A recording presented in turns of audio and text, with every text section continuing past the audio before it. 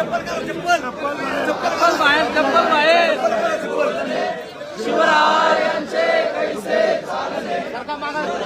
यांची सरगी देणे कैसी नसते सकल सुखांचा केला त्याग मनोनी साधिसे आले का ते राज्य साधनांची लगबग कैसी याहुनी करावे विशेष तरीच म्हणवावे पुरुष